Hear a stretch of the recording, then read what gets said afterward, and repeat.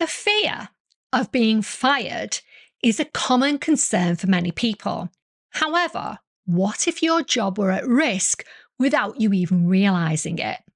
Quiet firing is a term used to describe employers who make subtle but deliberate efforts to push an employee out of their role without overtly or formally terminating them. In this video, another requested by a viewer, we delve into the intricacies of quiet firing. I'll highlight 7 red flags to watch out for and provide actionable steps for you to address this situation if you think it's happening to you. I'm Jo Banks. I've been a professional executive business coach for 15 years, and I'm sharing what I know.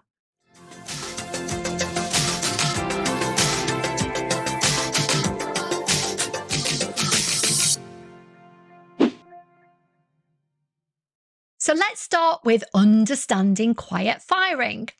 Quiet firing is a covert method employed by employers to phase out an employee from their position gradually. It's akin to a slow drip effect, gradually corroding your role within the organisation. It's characterised by subtle yet deliberate actions aimed at sidelining or undermining you without overtly terminating your employment. Unlike traditional terminations, which may involve formal notices or disciplinary processes or confrontational discussions, quiet firing operates in the shadows and works by eroding your role as well as your confidence and self-esteem over a period of time. It is an insidious tactic which often manifests through subtle actions and behaviours. So let's take a look at the red flags. Number 1, reduced responsibilities. You may notice a gradual decrease in your workload. Your tasks may be subtly redistributed to other team members or new employees. You may find that you're beginning to be excluded from important projects or meetings without any explanation. You might also discover that you've been missed off circulation lists of important communications, so that you miss critical information that you need to be able to do your job effectively. Number 2, the lack of feedback or recognition. Despite your efforts, your contributions go unnoticed and you receive minimal feedback or recognition for your work. In some cases, you may find that others are actually taking credit for your work. Number 3, isolation. You feel increasingly isolated from your colleagues and are excluded from team activities or social gatherings, such as birthday get-togethers or even wedding invitations, which has happened to a client of mine. A common one that I come across quite regularly when working with clients who have or feel that they're in the process of being quietly fired is being excluded from WhatsApp communications, finding out that there's a totally separate WhatsApp group that they're not part of. I've talked about the pain of social rejection in previous videos. Needing to be part of the group or team is deeply rooted in our DNA as a survival tool. If you think about our earliest ancestors, when they got separated from the tribe, it meant almost certain death. And today, our teams are our modern day tribes. We also know now through brain imaging techniques that the same pain centers that light up when we experience physical pain are activated when we feel rejected or abandoned, perceived or otherwise, by friends, family, or colleagues.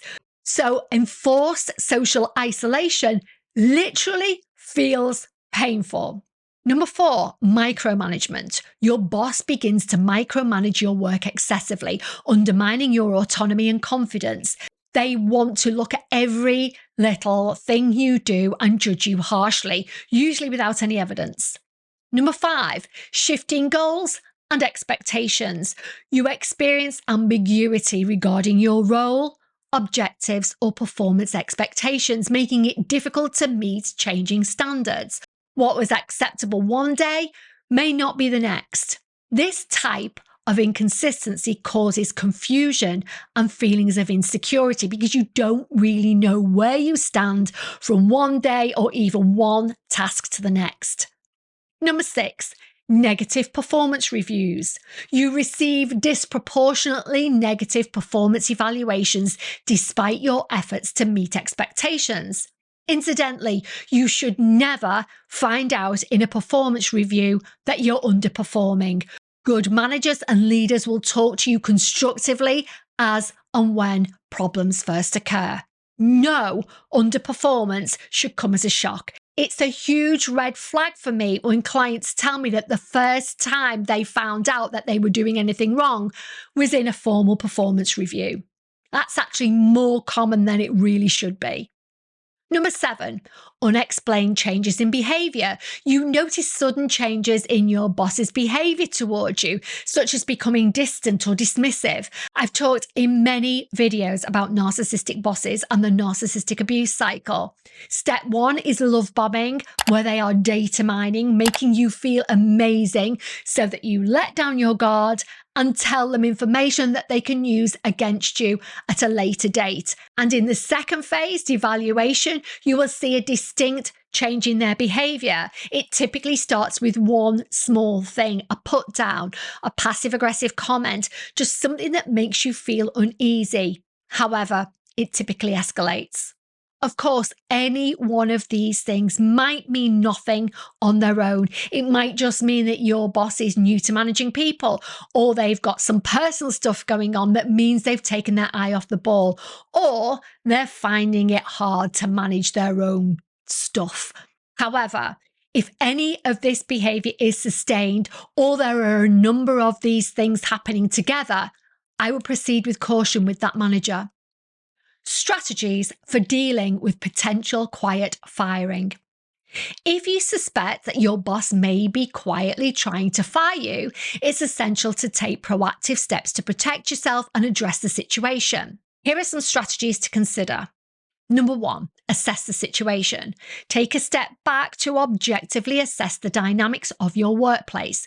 Consider whether the signs you've observed align with a pattern of quiet firing, or if, as I mentioned earlier, there may be other factors at play. I do sometimes work with clients who believe they're being quietly fired and can become almost obsessed with looking for signs. However, occasionally when I discuss their evidence, for want of a better word, with them, it's quite clear to me that they really are underperforming, or their behaviour is causing problem for their manager and the rest of their team. They just don't want to admit it or take responsibility and would rather blame their manager.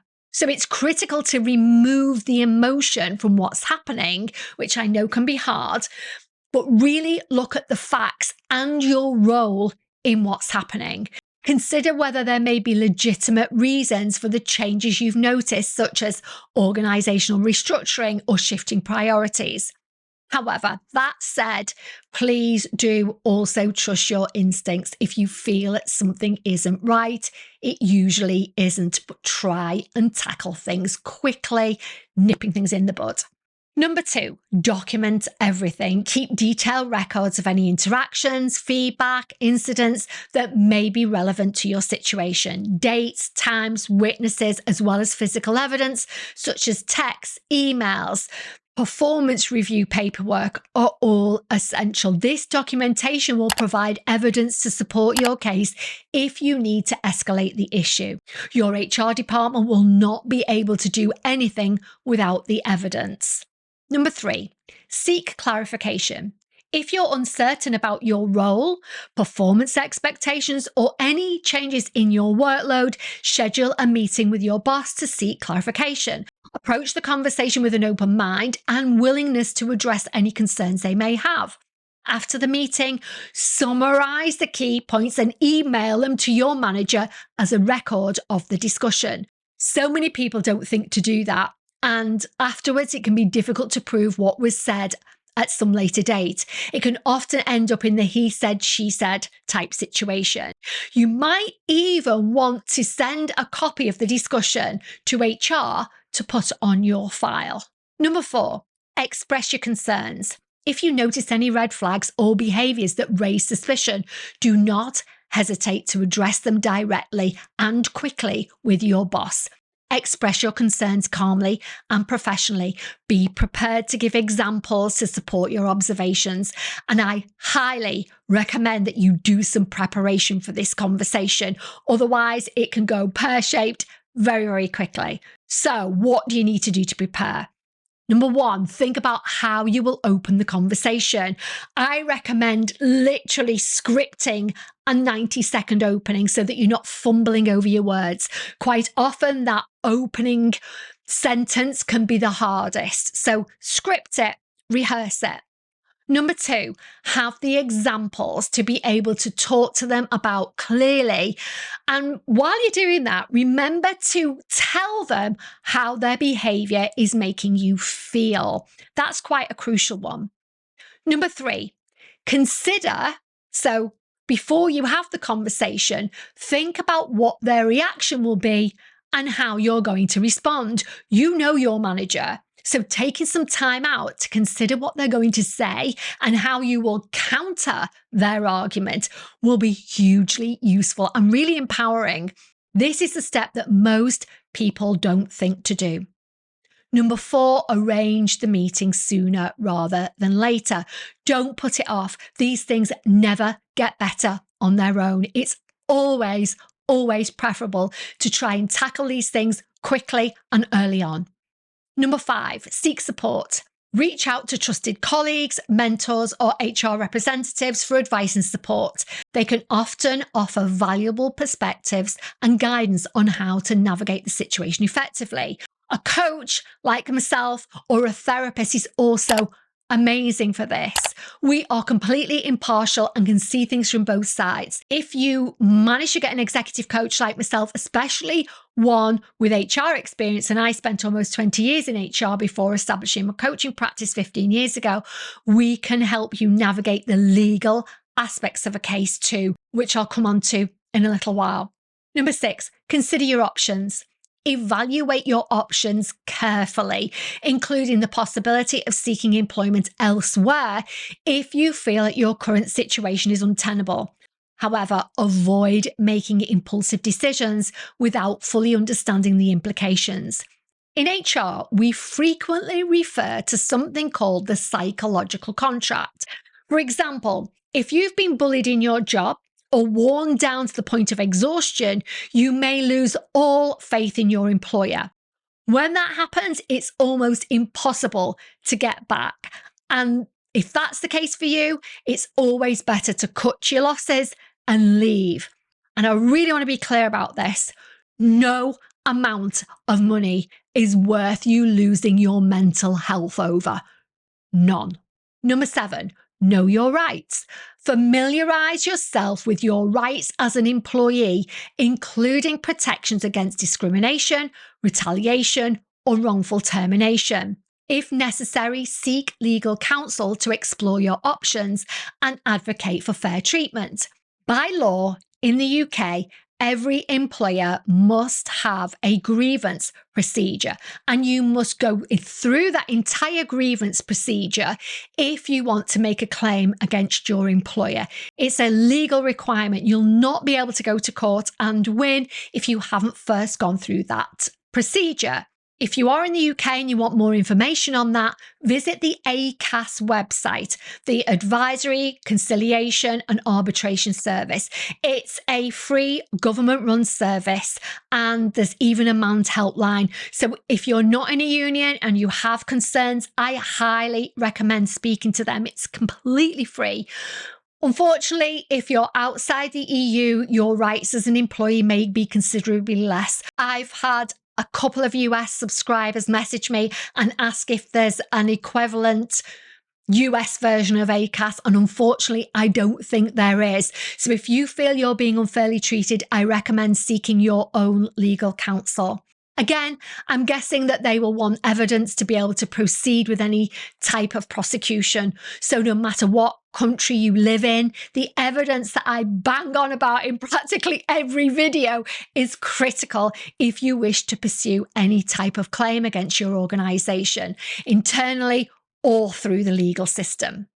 The wrap up: quiet firing may operate in the shadows, but its effects are nonetheless profound than those of overt termination. By recognizing the signs, trusting your instincts, and taking proactive steps to address the situation sooner rather than later, you can protect your interests and advocate for fair treatment.